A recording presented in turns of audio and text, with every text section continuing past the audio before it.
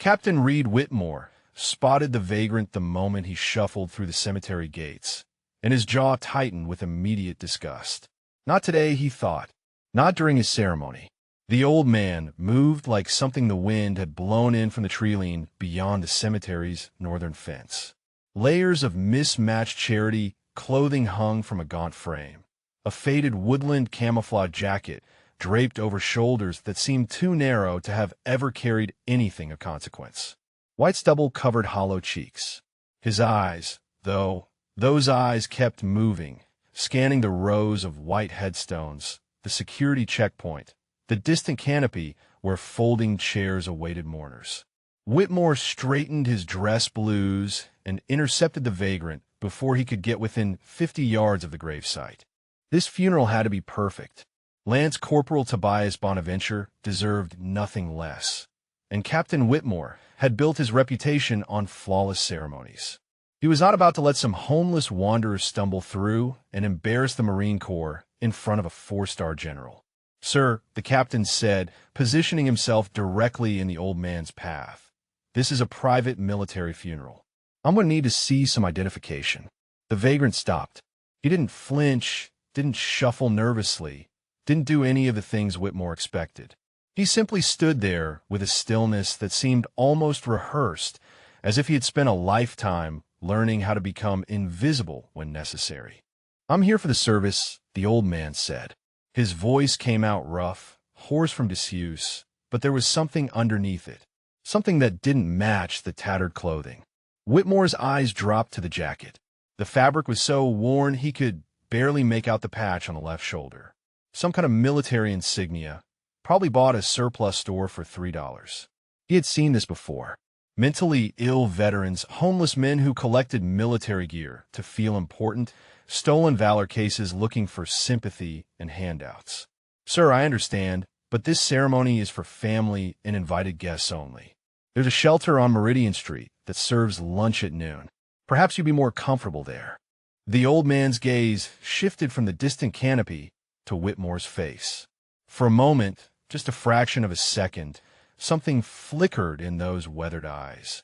Something cold and measuring that made the captain take an involuntary half-step backward. "My grandson is in that box," the vagrant said quietly. Whitmore blinked. He glanced down at his clipboard, scanning the family list he had memorized. Bonaventure. Parents divorced. Mother remarried to Marcus Wentworth. Father deceased. Training accident, 1994.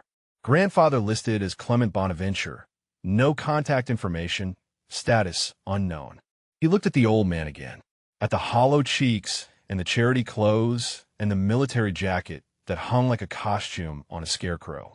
"Do you have any documentation?" the captain asked, his tone shifting from dismissive to skeptical.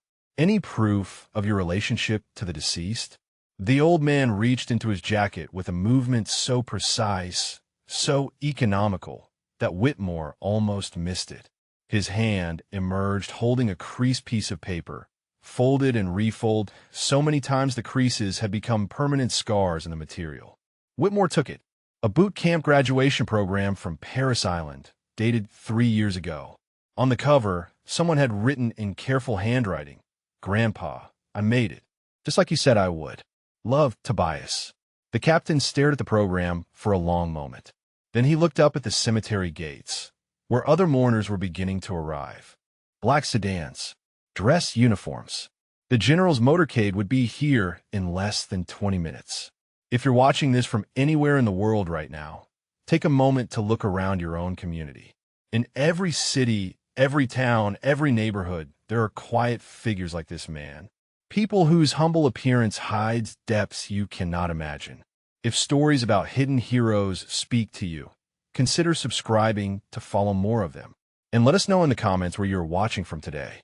You might have a legend in your own backyard and never even know it. Whitmore handed the program back. "Fine," he said. "You can stay, but I need you to sit in the back row and remain quiet throughout the service. This ceremony has to run perfectly. General Deschanel himself is delivering the eulogy." The old man tucked the program back into his jacket with that same precise movement. He did not thank the captain. He did not nod or show any sign of gratitude. He simply resumed walking toward the canopy, his gait steady despite the obvious wear on his boots. Whitmore watched him go, already composing the explanation he would give to Marcus Wentworth when his stepfather inevitably complained about the homeless man at the funeral. What the captain did not know, what no one at that cemetery understood yet, was that in exactly 47 minutes, a 4-star general of the United States Marine Corps would stop mid-stride, abandon every protocol he had ever learned, and render a parade ground salute to the vagrant in the back row. And when he did, Captain Reed Whitmore's entire understanding of honor, service, and the true meaning of the uniform he wore so proudly would shatter like glass beneath a rifle's report. Clement Bonaventure had learned about his grandson's death from a newspaper left on a park bench.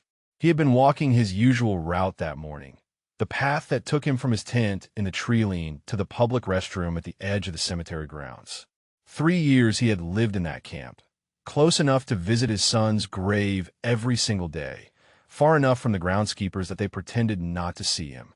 It was an arrangement built on mutual silence. They did not ask why an old man needed to kneel at the same headstone each dawn, and he did not ask them for anything at all. The newspaper had been folded open to the obituaries. Someone had left it there, perhaps intentionally, perhaps by accident. It did not matter. What mattered was the photograph.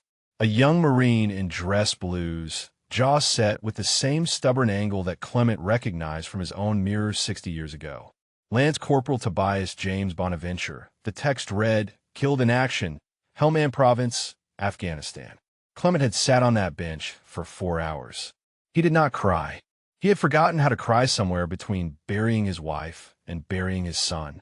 Instead, he had simply sat there while the world continued around him, while joggers passed and children played and cars hummed along the distant road. His hands had trembled, though. The hands that had once held a rifle steady for 72 hours without so much as a twitch, those hands had betrayed him at last. Now, walking between the rows of white headstones toward the canopy where his grandson would be lowered into the earth, Clement felt those same hands wanting to shake again. He pressed them flat against his thighs and kept walking. He passed his son's grave without stopping. There would be time later. There was always time later, because time was the only thing Clement had in abundance. Time and memory and the weight of names he carried like stones in his chest. The folding chairs beneath the canopy were arranged in neat rows. Family in front, friends and fellow Marines behind, general seating in the back. Clement chose the last chair in the last row, positioning himself where he could see both the casket and the entrance. Old habits. 40 years out of the Corps, and he still could not sit with his back to a door. A Navy chaplain approached him before he had finished settling into the chair. The man moved with the careful grace of someone who had learned to navigate grief as a profession, his face arranged in an expression of gentle concern. "I am Father Declan Byrne," the chaplain said, his voice low enough that only Clement could hear. "I will be officiating today's service. Is there anything I can get for you, sir? Water, perhaps? A blanket?" Clement looked up at the younger man. Byrne's eyes held none of the judgment he had seen in the captain's face. Just simple human kindness, offered without expectation. "I am fine, Father. Thank you." The chaplain nodded, but he did not leave immediately. His gaze lingered on Clement's jacket, on the faded patch that most people dismissed as surplus store decoration. "That is First Force Recon," Father Burns said quietly. "I recognize the insignia. My grandfather served with them in Korea." Clement said nothing. He had learned long ago that silence was safer than explanation. People heard what they wanted to hear, saw what they expected to see. A homeless man in a military jacket was just a homeless man in a military jacket, no matter what truths lay beneath the worn fabric. Father Byrne seemed to understand. He placed a gentle hand on Clement's shoulder just for a moment, then moved away to greet other arriving mourners. The chairs began to fill. Marines in dress blues, civilians in dark suits and dresses, a cluster of young lance corporals who had served with Tobias. They laughed quietly among themselves, sharing memories, their grief wrapped in the dark humor that combat breeds. Clement watched them and remembered when he had been that young, When death had been something that happened to other people, something you processed with jokes and whiskey and the unshakable belief that it would never touch you directly. He had buried 37 men from his own unit over the years. 37 funerals, 37 folded flags, 37 families who looked at him with eyes that asked why their son, their husband, their father, and not him. He never had an answer. He still did not. A commotion near the entrance drew his attention. A black sedan had arrived, flags mounted on the fender, and Marines were scrambling to form an honor line. The general's motorcade. Clement watched as a tall figure emerged from the vehicle, for stars gleaming on his shoulders, silver hair cropped close to a weathered skull. Raymond Deschanel. Clement had not seen that face in 15 years. Not since Raymond had pinned on his third star and Clement had slipped away from the reception without saying goodbye. The boy he had trained at Quantico in 1983 had become an old man himself now, carrying the weight of command across shoulders that Clement remembered as young and eager. Raymond did not look toward the back row. Why would he? He was here to deliver a eulogy, to honor a fallen Marine, to represent the institution that had shaped both their lives. He had no reason to search the crowd for ghosts.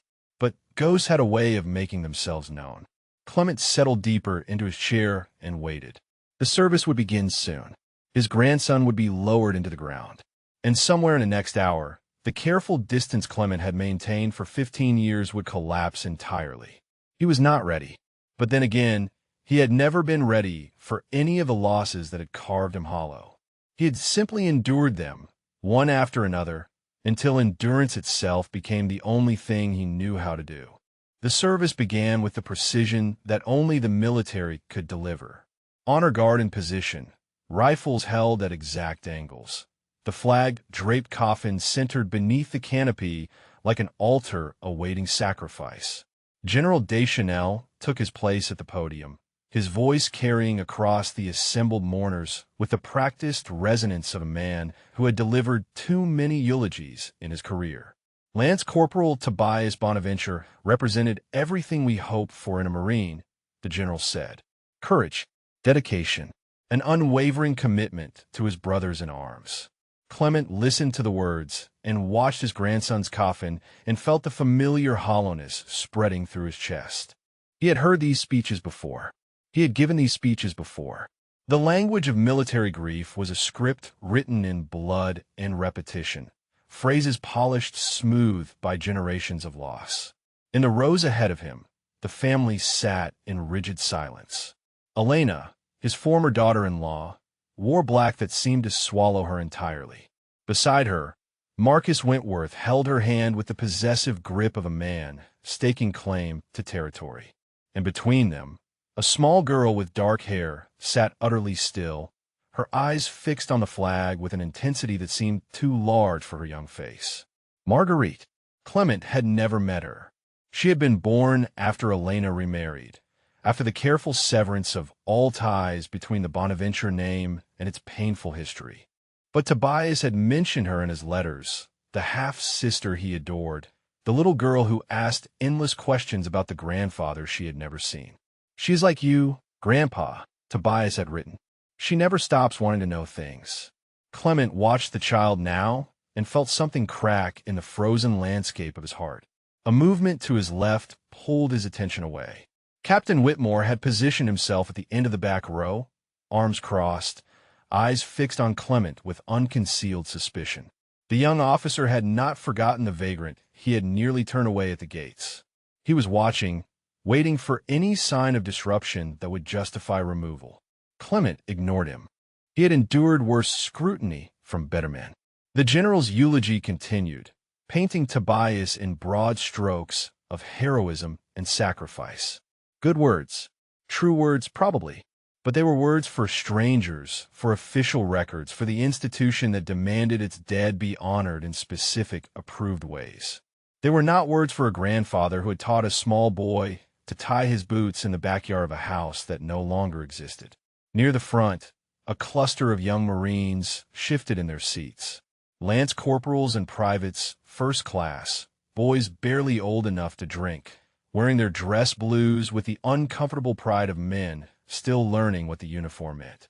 One of them glanced back toward the rear of the assembly, spotted Clement, and leaned toward his neighbor to whisper something. Clement saw the smirk, saw the elbow nudge, saw the second Marine turn to look, then quickly turn away with a snort of barely suppressed laughter. He knew what they saw, an old vagrant in a costume, pretending to belong at a ceremony for real Marines. The jacket that hung on his frame like a scarecrow's rags, the faded insignia that meant nothing to boys who had never heard of the operations those patches represented. To them, he was a joke, a sad old man playing dress-up. "Check out the rank on that jacket," one of them whispered, loud enough for the rows behind to hear. "What you think, nothing?" His buddy snickered. "Probably found it in a dumpster behind the surplus store. $10, says he thinks those ribbons are real." Staff Sergeant Yolanda Briggs, seated at the end of their row, shot them a sharp look that silenced the commentary. But the damage was done. Other heads had turned. Other eyes had found the homeless man in the back row, measuring him against the pressed uniforms and polished brass that surrounded him. Clement felt their judgment like a physical weight. He did not react. Reaction was a luxury for men who had something left to prove. He had stopped proving things decades ago. Around the same time, he stopped believing that the world owed him recognition for the things he had done in its defense. General Deschanel reached the conclusion of his eulogy.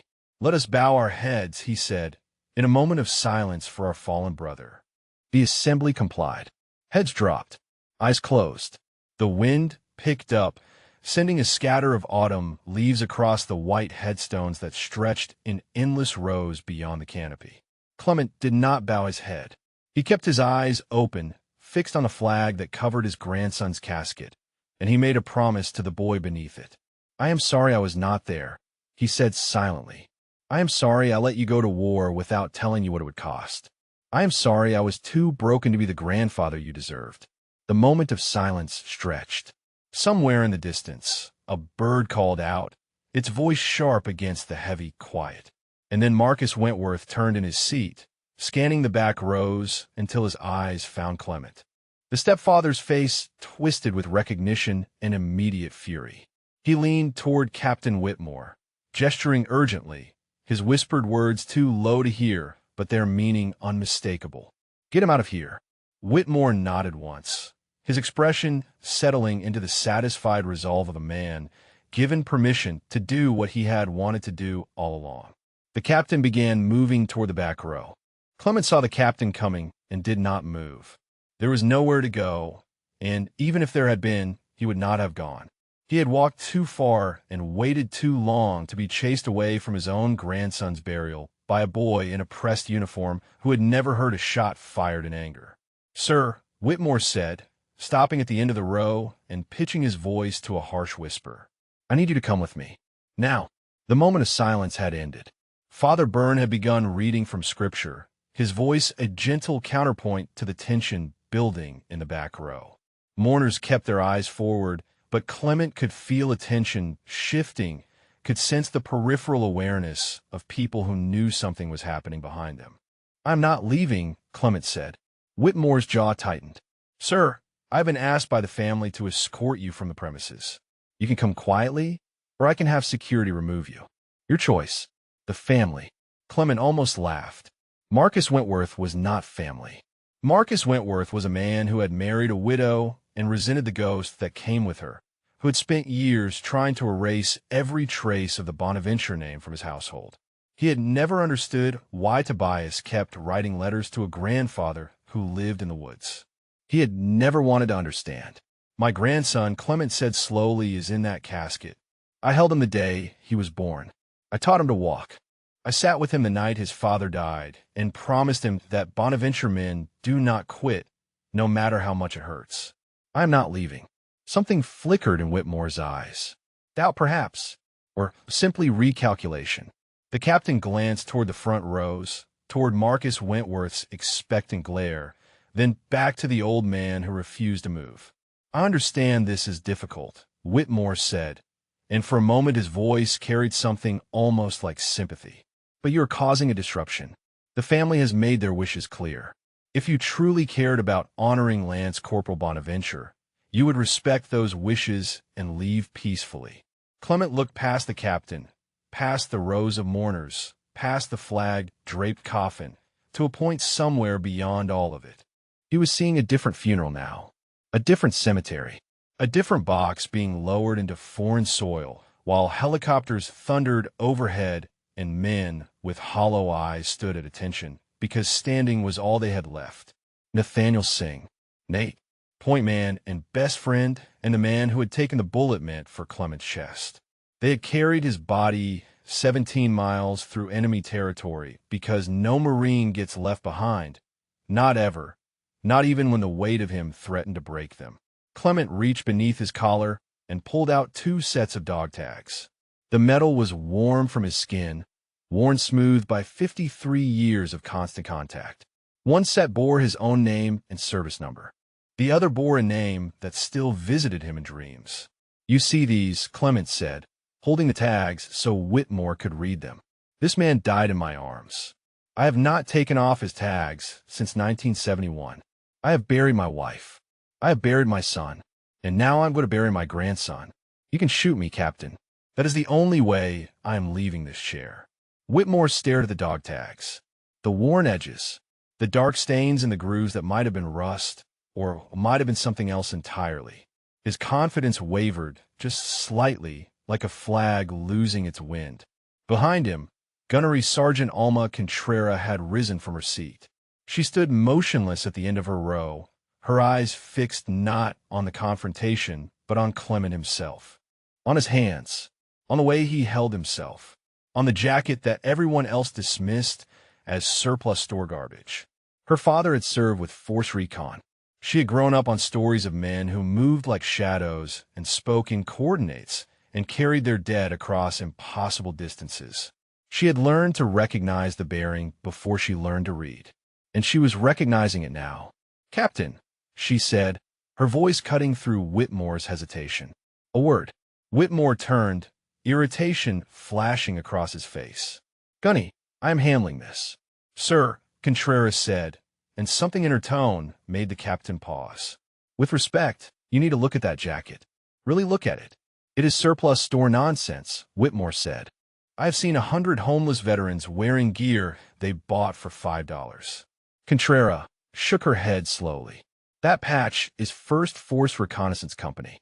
The real one, not a reproduction. And those ribbons, sir, I can only see 3 of them from here, but one of them is a silver star." Whitmore blinked. He turned back to Clement, his eyes dropping to the faded ribbon bar half hidden beneath the jacket's worn lapel. The colors were muted by age and weather, but they were there. Silver star, bronze star with valor device, purple heart with clusters. His face went pale. Clement said nothing. He simply tucked the dog tags back beneath his collar and returned his gaze to the casket where his grandson lay waiting for the earth to receive him. The service continued. Father Burns' voice rose and fell with the cadence of Scripture, and Captain Reed Whitmore stood frozen in the aisle, caught between the orders he had been given and the dawning realization that he had made a terrible mistake. Marcus Wentworth was not a patient man. He had built his career in commercial real estate on decisive action and zero tolerance for obstacles, and he applied the same philosophy to his personal life. When he saw Captain Whitmore standing frozen in the aisle, engaged in what appeared to be a negotiation rather than a removal, his patience evaporated entirely.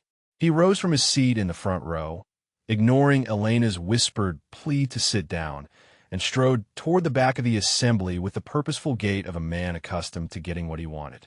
The mourners shifted uncomfortably. General Deschanel paused in his remarks, his eyes tracking the disruption with the sharp attention of a career officer who missed nothing. Father Byrne stopped reading, his scripture hanging unfinished in the autumn air. "This ends now," Marcus said, his voice carrying farther than he intended. "I want this man removed from my stepson's funeral immediately." Clement looked up at the man who had replaced his son in Elena's life. Marcus Wentworth was everything Clement was not. Expensive suit, manicured hands, the soft physique of a man whose battles were fought in conference rooms. He smelled like cologne and entitlement. and his eyes held the particular contempt reserved for those he considered beneath his station. "You have no right to be here," Marcus continued, emboldened by the attention of the crowd. "Tobias cut you out of his life years ago. Elena wants nothing to do with you. You are nothing but a reminder of a past this family has moved beyond." The words landed like blows, each one calculated to wound. Clement absorbed them in silence. He had endured worse. He had endured things that would have broken Marcus Wentworth into pieces too small to reassemble. But then Marcus made a mistake. He reached down and grabbed the lapel of Clement's jacket, twisting the faded fabric in his fist. "Take off this ridiculous costume," he spat. "You're not a Marine. You're a homeless drunk who probably stole this from a dead man." The cemetery went silent. Even the wind seemed to hold its breath.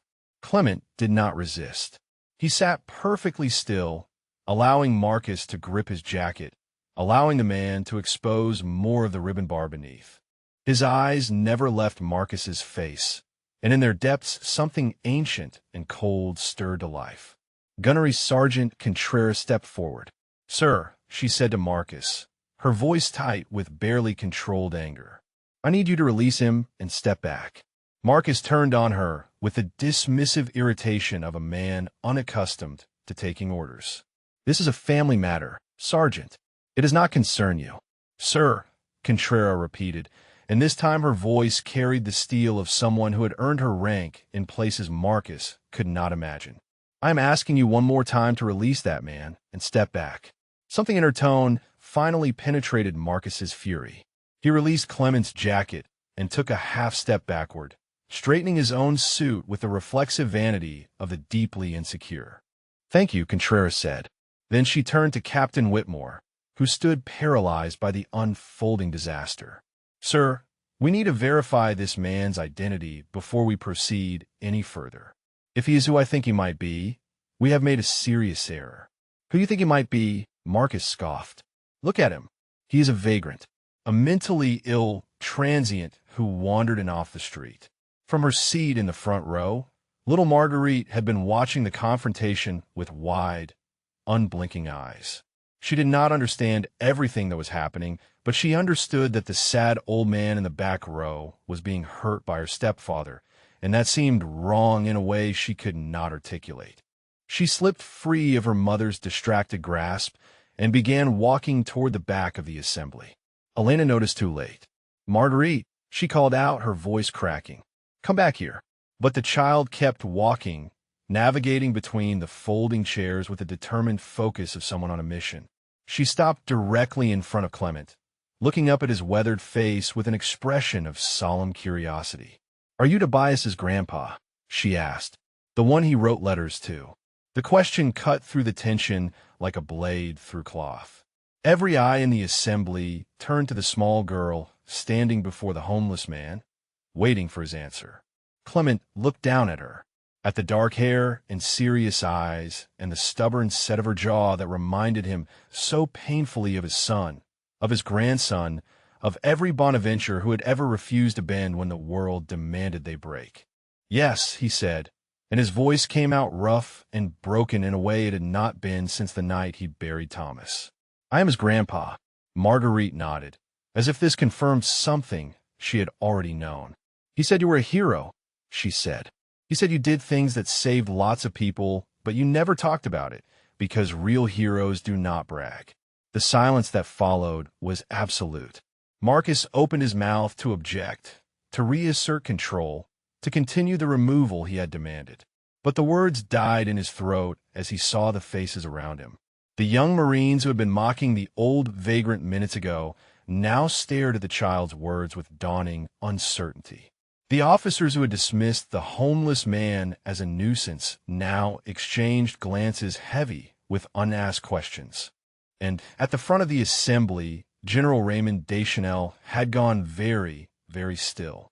General Deschanel had not risen to 4 stars by ignoring disturbances. He had learned decades ago that the things happening at the edges of a room often mattered more than the things happening at the center. So when the commotion began in the back rows, he had watched. When the civilian in the expensive suit had grabbed the homeless man's jacket, he had noted the reaction of his Marines. And when the little girl had walked through the assembly to speak to the vagrant, he had listened. Real heroes do not brag. The words echoed in his mind, triggering a memory so old he had almost forgotten it existed. A young lieutenant standing at attention in a Quonset hut at Quantico, receiving instruction from a master sergeant whose reputation preceded him like thunder before lightning.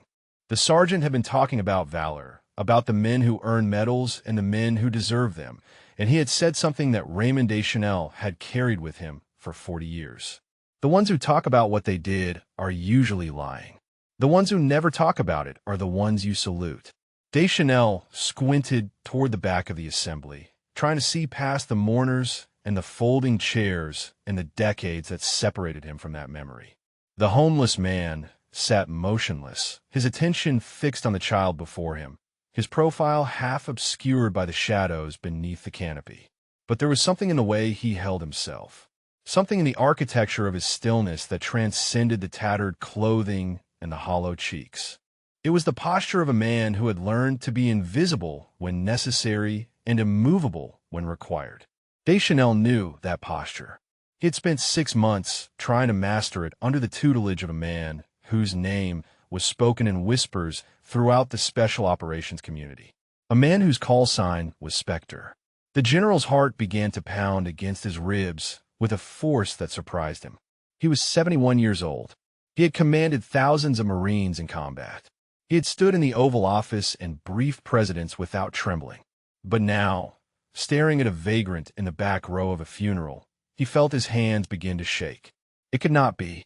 Spectre had vanished 15 years ago, slipping away from his 3rd star pinning ceremony without a word, disappearing into a grief so profound that even his closest friends could not reach him. The Marine Corps had searched. His former students had searched. But Clement Bonaventure had become exactly what his call sign promised.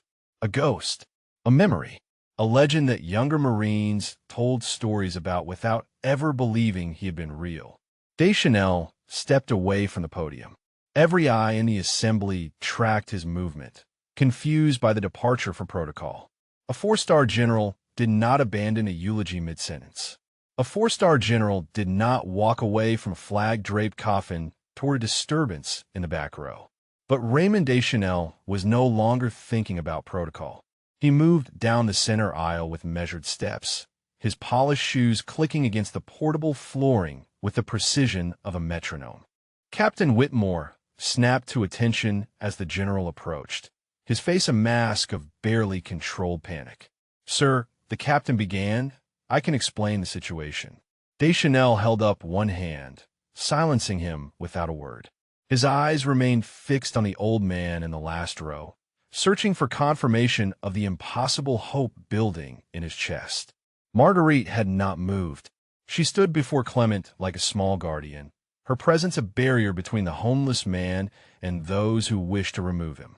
Elena had risen from her seat, torn between retrieving her daughter and the paralysis of watching a 4-star general walk toward the back of the assembly.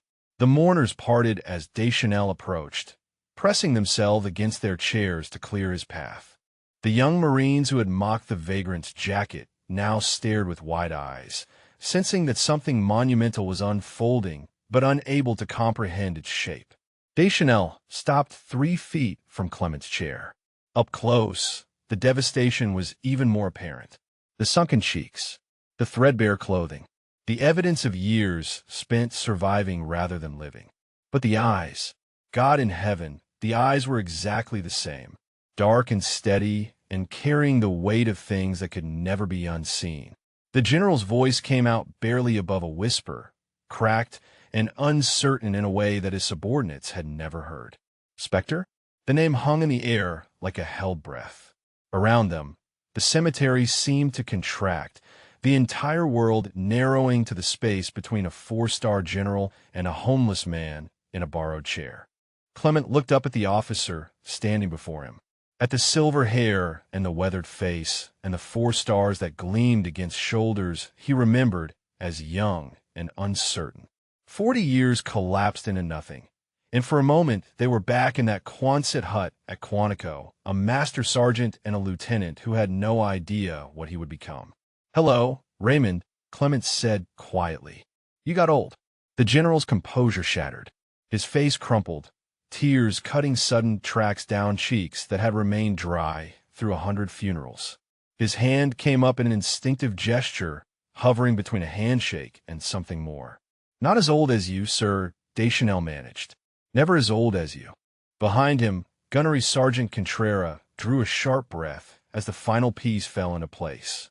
The name she had grown up hearing. The legend her father had served beside.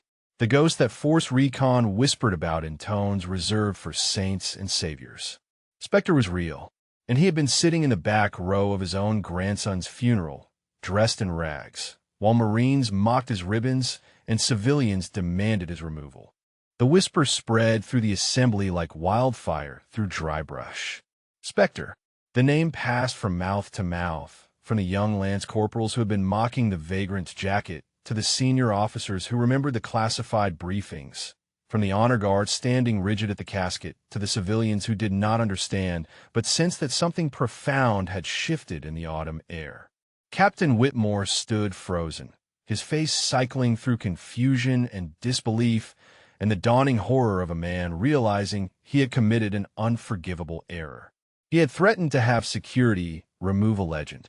He had stood by while a civilian grabbed and insulted someone whose service record would make his own look like a participation trophy. General Deschanel had not moved from his position before Clement's chair. Tears still glistened on his cheeks, but his voice had steadied, finding the command tone that 4 decades of service had carved into his throat. "How long?" he asked quietly. "How long have you been living like this?" Clement considered the question. 3 years, he said, give or take. After Thomas died, I stayed for Tobias. When he deployed, there was nothing left to stay for. Thomas. Deschanel remembered the name. Clement's son, killed in a training accident in 1994. Another Bonaventure buried in this same cemetery. Another folded flag. Another hole carved into a man who had already given more than anyone should be asked to give. "We looked for you," Deschanel said. "After you disappeared, I sent people, called in favors. Nobody could find you." Clement's lips twitched in something that was not quite a smile. "You trained me, Raymond. Did you really think I could be found if I did not want to be?" The general shook his head slowly, the weight of 15 years of searching pressing down on his shoulders. "I should have tried harder. I should have known. You had a war to fight," Clement said. "I had my own battles. We each did what we had to do." Around them, the assembly had transformed. The mockery was gone, replaced by a silence so profound it seemed to press against the ears. The young Marines who had joked about the vagrant's rank now stared at Clement with expressions of stunned reverence. Staff Sergeant Briggs had tears streaming down her face. Even Marcus Wentworth had retreated, his earlier aggression collapsed in a slack-jawed incomprehension. Little Marguerite still stood before Clement, watching the exchange between the old man and the general with the solemn attention of a child who understood that she was witnessing something important, even if she could not name what it was. Elena had risen from her seat and taken several steps toward the back of the assembly, her hand pressed against her mouth. She was looking at Clement as if seeing him for the first time. The man who had been her father-in-law, the man she had blamed for her first husband's obsession with service, the man she had cut out of her life because his presence was a constant reminder of everything she had lost. She had never known. Thomas had never told her the full truth about his father's service. She had assumed Clement was just another Marine, another man who had chosen the Corps over his family. She had not known that his name was spoken in whispers, that generals sought his counsel, that the tactical doctrines her second husband's defense contractor client studied had been written by the homeless man she had demanded be removed from her son's funeral. Father Burns stepped forward, his chaplain's instincts recognizing a moment that required pastoral intervention. "Perhaps," he said gently, "we should allow the service to continue. There will be time afterward for reunion."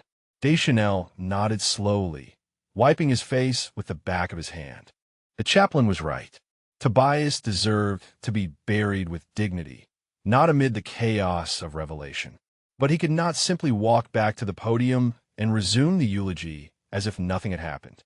He turned to face the assembly, his 4 stars catching the gray autumn light. "Before we continue," the general said, his voice carrying to every corner of the gathering, "I need you all to understand something. The man sitting in that chair is Master Sergeant Clement Bonaventure, retired. Call sign Spectre. He is the most decorated force reconnaissance operator in the history of the Marine Corps. He trained me. He trained half the general officers in this cemetery. His tactical innovations are still taught at Quantico and studied at war colleges around the world." The words fell like hammer blows, each one driving deeper into the stunned silence. Deschanel continued. "He has earned the Silver Star, 2 Bronze Stars with Valor Device, 3 Purple Hearts, and commendations from operations so classified that most of you will never know they existed. He served this country for 34 years, and he has buried more brothers than any man should have to count." The general's voice hardened. "And 20 minutes ago, some of you were laughing at his jacket. Some of you wanted him removed like garbage. Some of you looked at this man and saw nothing but a vagrant because you were too blind to see the hero underneath. He let the silence stretch, let the shame settle into the faces of those who had mocked and dismissed and demanded removal. That," Deschanel said quietly, "is on all of us, and we will carry it. But right now, we're going to bury his grandson with the honor that both of them deserve. Is that understood?" The response came in unison, a chorus of voices sharp with the particular shame of men and women who had failed to live up to their own standards. "Yes, sir." Deschanel turned back to Clement and extended his hand. "Will you join me at the front, Master Sergeant? Your grandson would have wanted you there." Clement looked at the offered hand for a long moment. Then, slowly, he rose from his chair. Clement walked through the parted assembly with the measured gait of a man who had learned to carry weight without showing it. Every eye followed him, but he looked at none of them. His attention remained fixed on the flag, draped casket at the front, on the box that held the last of his bloodline, on the grandson who had believed in him even when Clement had stopped believing in himself. General Deschanel walked beside him, matching his pace with the unconscious synchronization of men who had trained together. The distance from the back row to the family section was perhaps 30 feet, but it felt like miles. Each step carried Clement past the faces of those who had judged him, past the young Marines whose mockery had turned to shame, past Captain Whitmore, whose career ambitions now seemed very small against the scale of his error. Marguerite had followed them, slipping her small hand into Clement's weathered palm as naturally as if she had known him all her life. He looked down at her, startled by the contact, and she looked up at him with those serious eyes. "Tobias said you have the best stories," she whispered. "Will you tell me one later?" The question pierced something deep in Clement's chest. He had spent 3 years convinced that he had nothing left to offer anyone, that his stories and his memories and his hard-won wisdom were relics of a man who no longer existed. But this child looked at him and saw a grandfather, not a ghost. She saw someone worth listening to. "Yes," he managed. "I will tell you one later." They reached the family section.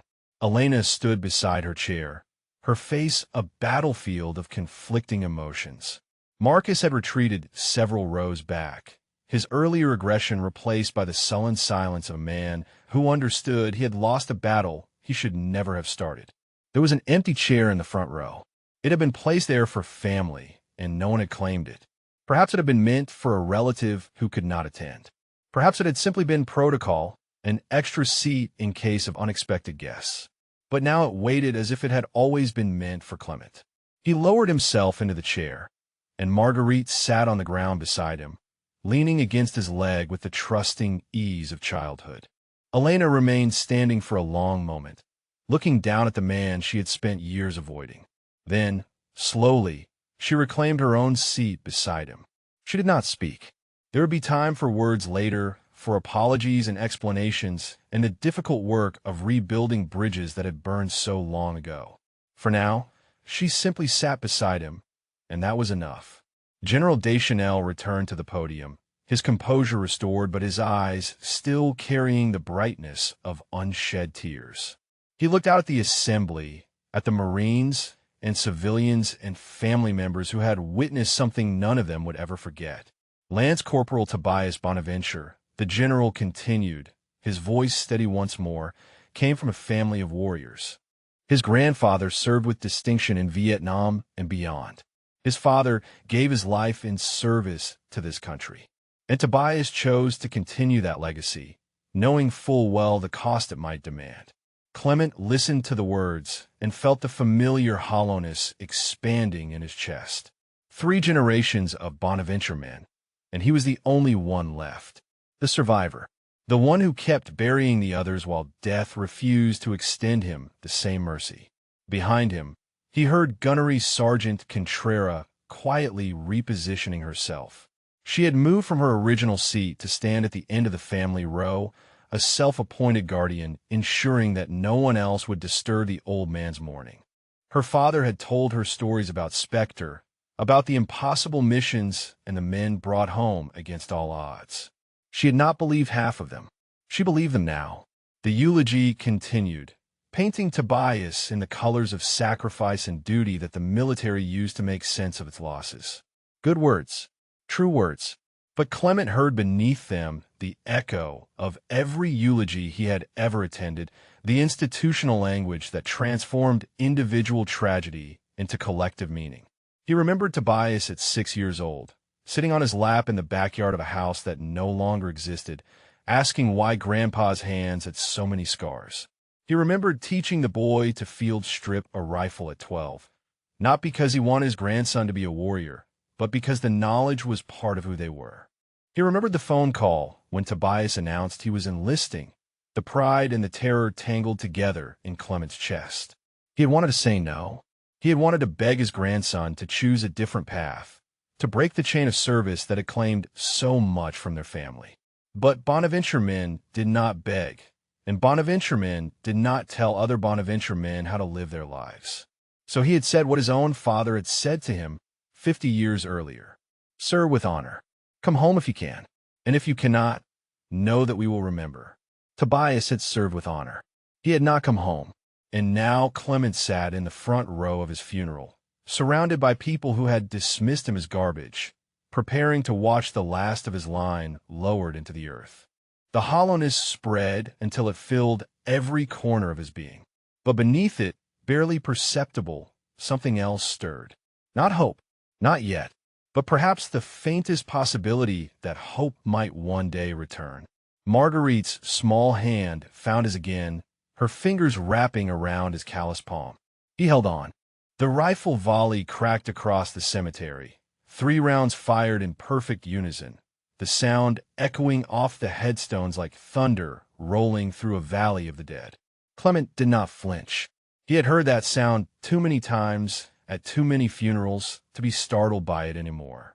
But something in his chest tightened with each report, a phantom pain in the place where his heart used to be whole. The bugler raised his instrument and began to play. The notes of taps drifted across the assembly, each one a small wound opening in the autumn air. Marguerite pressed closer against Clement's leg, her small body trembling with the weight of a grief she was too young to fully understand. At the casket, the honor guard began the flag folding ceremony. White-gloved hands moved with mechanical precision, each fold executed with the reverence of sacred ritual. 13 folds, each one carrying its own meaning, transforming the banner that had draped Tobias's coffin into the tight triangle that would be presented to his family. Clement watched the ceremony and remembered every flag he had ever been handed. His wife's, presented by a chaplain who did not know her name. His son's, presented by a colonel who had wept openly as he spoke the words. Now there would be another, folded with the same precision, carrying the same impossible weight. The honor guard completed the final fold, and the senior Marine approached the family section. He stopped before Elena, the flag cradled in his hands like something infinitely precious. On behalf of the President of the United States, the Commandant of the Marine Corps, and a grateful nation, please accept this flag as a symbol of our appreciation for your son's honorable and faithful service. Elena received the flag with trembling hands, pressing it against her chest as tears spilled down her cheeks. Marcus stood behind her, diminished and silent, whatever complaints he might have harbored dissolved by the gravity of the moment.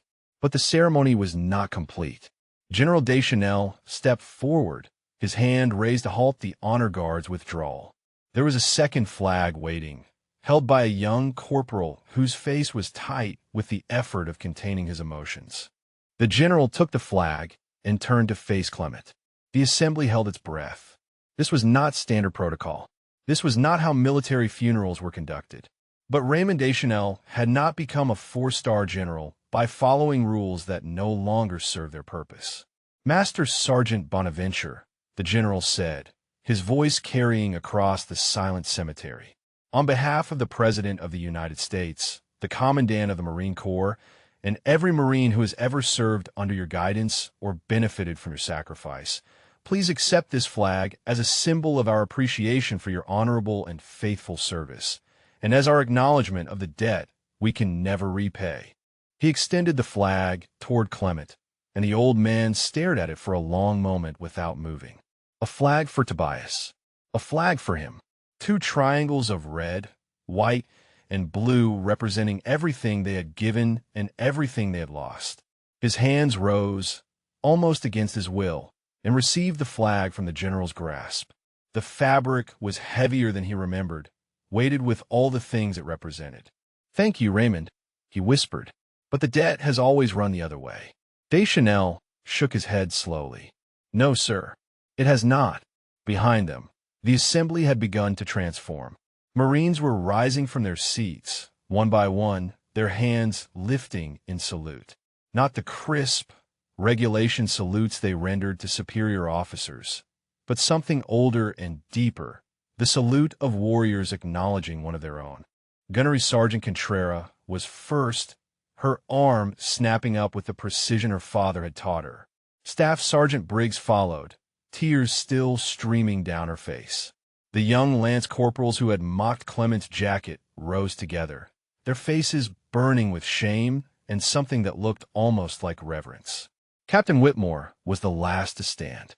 His salute trembled as he raised it, his eyes fixed on the homeless man who held a flag against his chest. He understood now what he had failed to see, what his obsession with protocol and appearances had blinded him to. The uniform did not make the Marine. The ribbons did not measure the sacrifice. The man before him had given more than Whitmore could comprehend, and had been repaid with mockery and threats of removal. He held his salute until his arm burned, and it was not enough. It would never be enough. At the graveside, the casket began its slow descent into the earth. The mechanical whir of the lowering device seemed obscene against the solemnity of the moment, but Clement did not look away. He watched his grandson disappear into the ground, watched the flag in Elena's arms grow heavier with each inch of descent, watched the end of his bloodline vanish into the darkness. Marguerite's hand found his again. She was crying now, silent tears tracking down her young face, and Clement realized that he was crying too. For the first time in years, moisture traced paths through the weathered valleys of his cheeks.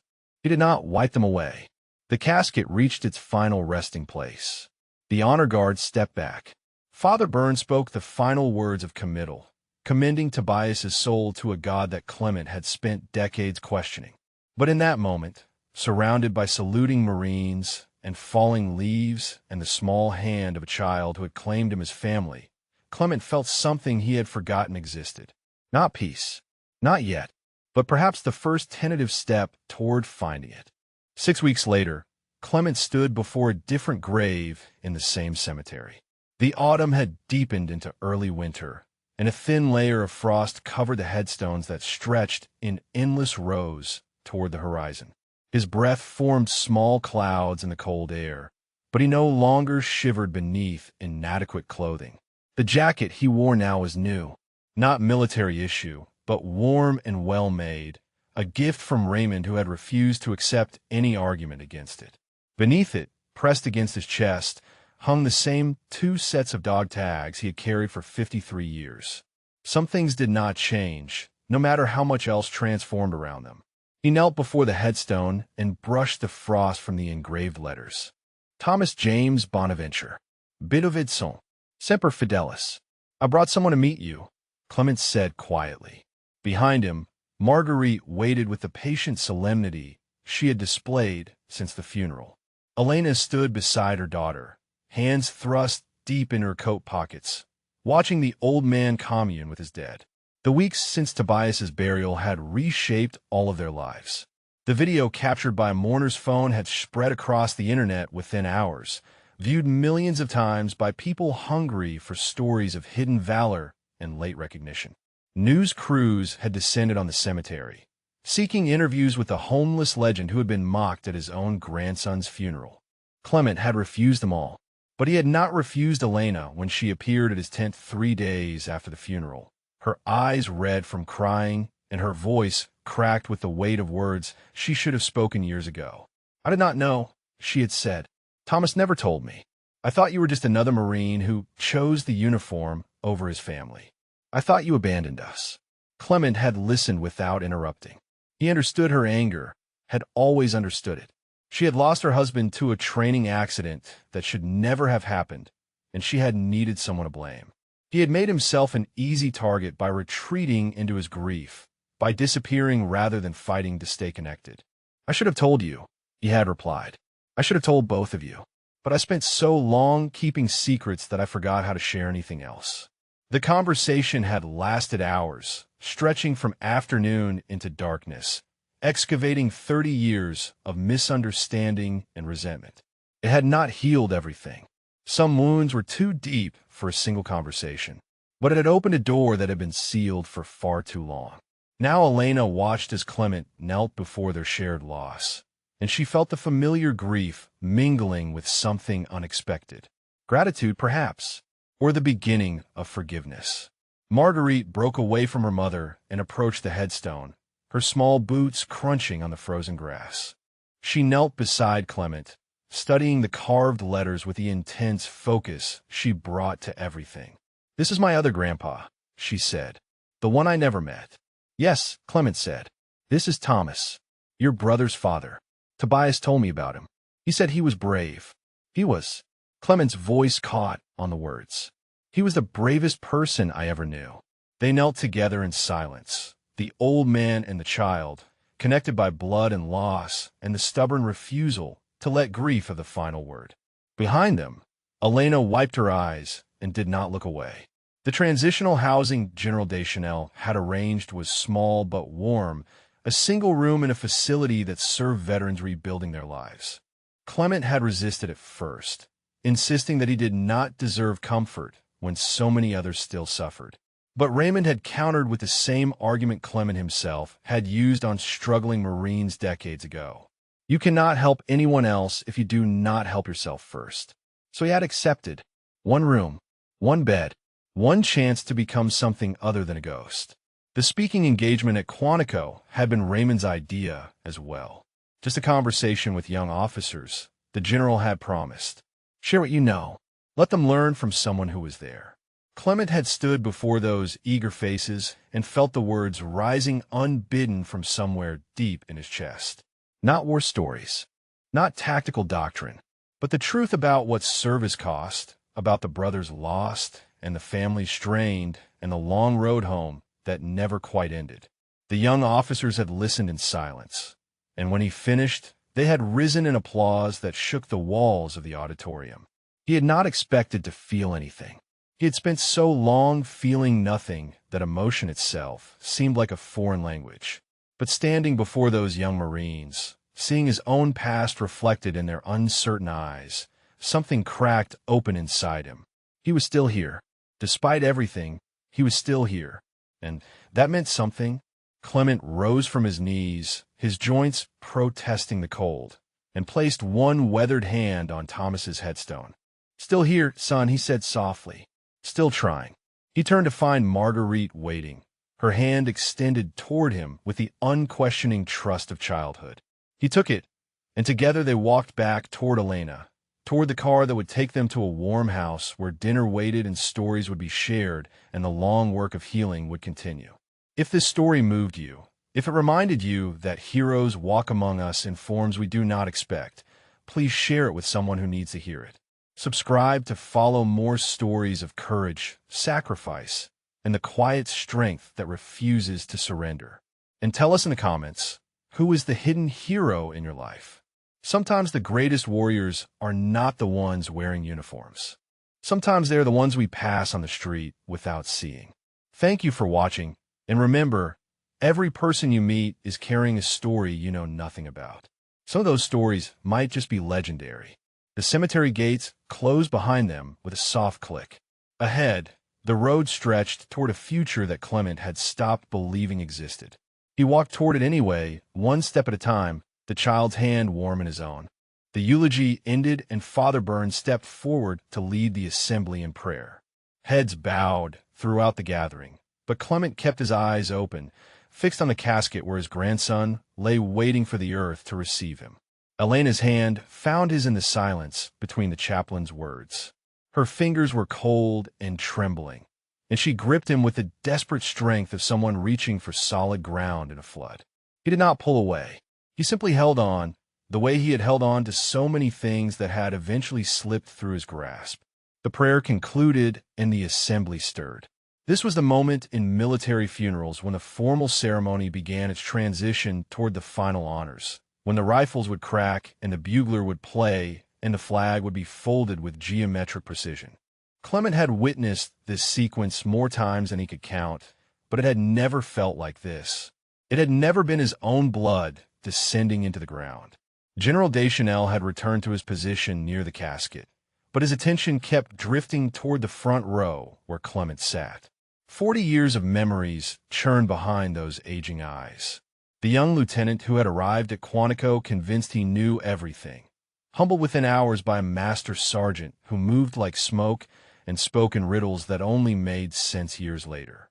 The captain who had called Clement from a hospital bed in Germany, voice shaking as he described the ambush that had killed half his platoon. The colonel who had pinned stars on his shoulders and searched the crowd for the man who had made him worthy of wearing them. Raymond had built his career on the foundation Clement had laid. Every promotion, every commendation, every successful operation traced its lineage back to those 6 months at Quantico when a ghost had taught him what it truly meant to be a Marine. And he had let that ghost disappear without a fight. The guilt of it sat heavy in Deschanel's chest as he watched his old mentor clutching the hand of a woman who had once despised him. 15 years of searching, and Clement had been here all along, living in the trees, biciting graves, waiting to die within walking distance of the men he had buried. Near the back of the assembly, Captain Whitmore stood at rigid attention, his face a mask of military bearing that concealed the turmoil beneath. His career had been built on perfect ceremonies, flawless execution, the kind of attention to detail that generals noticed and rewarded. He had never failed. He had never made a mistake significant enough to derail his trajectory toward the rank he believed he deserved. Until today, the story would spread. It was already spreading, whispered between the mourners, captured on phones that should have been silenced. By tomorrow, every Marine in the region would know that Captain Reed Whitmore had tried to remove a living legend from his own grandson's funeral. By next week, the story would reach the commandant's office. By next month, the trajectory Whitmore had plotted so carefully would be nothing but wreckage. He should have felt anger. He should have felt the desperate urge to control the narrative, to spin the story, to protect the career he had sacrificed everything to build. But standing there, watching the old man in the tattered jacket hold his former daughter-in-law's hand, Whitmore felt something else entirely. Shame, deep and corrosive and utterly deserved. He had looked at Clement Bonaventure and seen garbage. He had looked at a hero and seen an obstacle to be removed. He had spent so many years perfecting the appearance of honor that he had forgotten what honor actually looked like. It looked like a homeless man refusing to leave his grandson's funeral. It looked like dignity maintained under mockery. It looked like 53 years of carrying a dead friend's dog tags, because some promises could not be broken, not even by time. Gunnery Sergeant Contrera caught Whitmore's eye from across the assembly. Her expression carried no judgment, no accusation, just a quiet acknowledgement that they had both witnessed something that would change them, whether they wanted it to or not. Whitmore gave her an almost imperceptible nod. Then he returned his attention to the ceremony, filing away the lessons of this day in a place where he would not forget them. At the front of the assembly, Marguerite had climbed into the chair beside Clement, her small body pressed against his side. She did not understand everything that had happened, but she understood that the sad old man needed comfort, and she had decided that providing it was her responsibility. "You smell like outside," she whispered to him. Clement almost smiled. "I have been living outside for a while," he whispered back. "Why?" The question was simple and impossible. How did you explain to a child that grief could become a prison? That guilt could convince you that you deserved nothing better than cold ground and thin blankets? That surviving when others died felt like a betrayal that demanded punishment?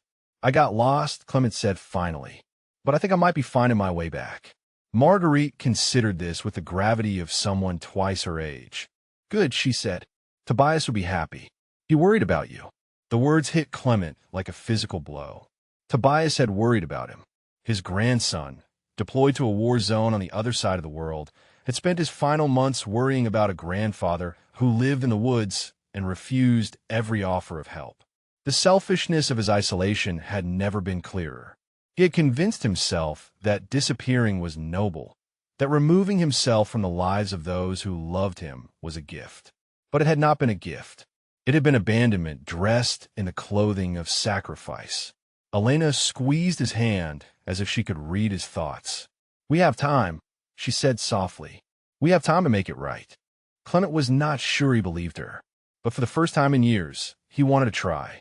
Elena had carried the letter for 2 weeks, waiting for a moment that she was not sure would ever come. Tobias had mailed it 3 days before the patrol that killed him, addressed to an apartment she no longer lived in, forwarded twice before reaching her hands. The envelope bore her son's handwriting, but the letter inside was not for her. She had read it once, weeping in her kitchen at 3 in the morning while Marcus slept upstairs. Then she had sealed it in a fresh envelope and carried it with her every day since, waiting. Now, sitting beside the man her son had loved despite every obstacle she had placed between them, Elena reached into her coat and withdrew the envelope. "Tobias wrote this before he died," she said, her voice barely audible above the wind. "It was meant for you. I should have found a way to deliver it sooner. I should have found a way to do a lot of things sooner." Clement stared at the envelope as if it might contain explosives. His name was written across the front in handwriting he recognized from birthday cards and boot camp letters and the occasional photograph caption. Grandpa Clem, the nickname Tobias had used since he was 4 years old, too young to pronounce Clement and too stubborn to use anything more formal. His hands trembled as he took the envelope. The paper was soft from handling, worn at the edges where Elena had gripped it during her sleepless nights. He slid one finger beneath the flap and withdrew a single sheet of notebook paper, folded twice. The assembly had gone silent around them. Father Byrne had paused in his preparations, sensing that something sacred was unfolding in the front row. General Deschanel watched from his position near the casket, his weathered face tight with emotion he no longer tried to hide. Clement unfolded the letter and began to read. "Dear Grandpa Clem, I know you probably will not get this letter because nobody knows where you are, but I am writing it anyway because Mom always said that putting things in words helps make them real. I am scared. I do not tell anyone here that because Marines are not supposed to be scared, but you always said that courage is not the absence of fear, it is doing what needs to be done despite the fear. So I'm trying to be courageous, but some nights it is really hard. I think about you a lot. I wonder where you're sleeping and if you are warm enough and if you're eating. I know you think you do not deserve help, but you are wrong. You are the best man I have ever known, and the things you taught me are the only reason I have made it this far. The guys in my unit do not believe me when I tell them about you. They think I'm making up stories about a grandfather who was some kind of ghost soldier. But I know the truth. I know what you did and what it cost you and why you cannot forgive yourself for the men you could not save. Here is the thing, Grandpa. You saved me, not from bullets or bombs, but from becoming the kind of man who gives up when things get hard. Every time I want to quit, I remember you telling me that Bonaventure men do not quit, and I keep going. If something happens to me over here, I need you to know that it is not your fault. Nothing that happens to any of us is your fault. You did your job. You did it better than anyone. And then you kept doing it, carrying all those names inside you, visiting all those graves, honoring all those brothers who did not make it home. But Grandpa, you made it home. You survived. And surviving is not a betrayal of the dead. Surviving is what they would have wanted for you. Please stop punishing yourself. Please let someone help you. Please be there for Mom and Marguerite if I do not come back, because they're going to need you, and you're going to need them. I love you. I have always loved you, and I am proud to carry your name. Your grandson, Tobias. Clement read the letter 3 times before the words stopped blurring. Tears fell onto the paper, smudging the ink in places, but he could not make himself stop. 53 years of holding everything inside, and now it poured out of him in waves he could not control. Marguerite pressed closer against his side. Elena wept silently beside him, her hands still gripping his. Around them, the assembly sat in stunned witness to a grief so raw it felt almost indecent to observe. General Deschanel removed his cover and held it against his chest. The young Marines who had mocked Clement's jacket openly cried, their earlier cruelty transformed into something that might, with time, become wisdom. Captain Whitmore's rigid bearing had crumbled entirely, his shoulders shaking with sobs he made no effort to conceal. Father Byrne approached the front row and knelt beside Clement's chair.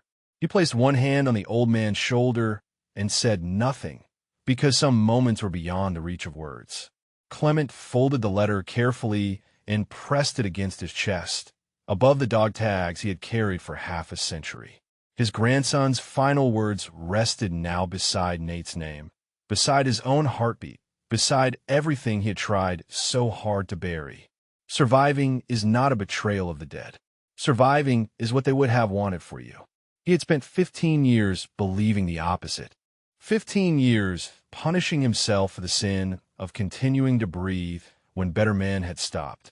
15 years hiding from a world that had tried to help him, convinced that he deserved nothing but cold ground and fading memories.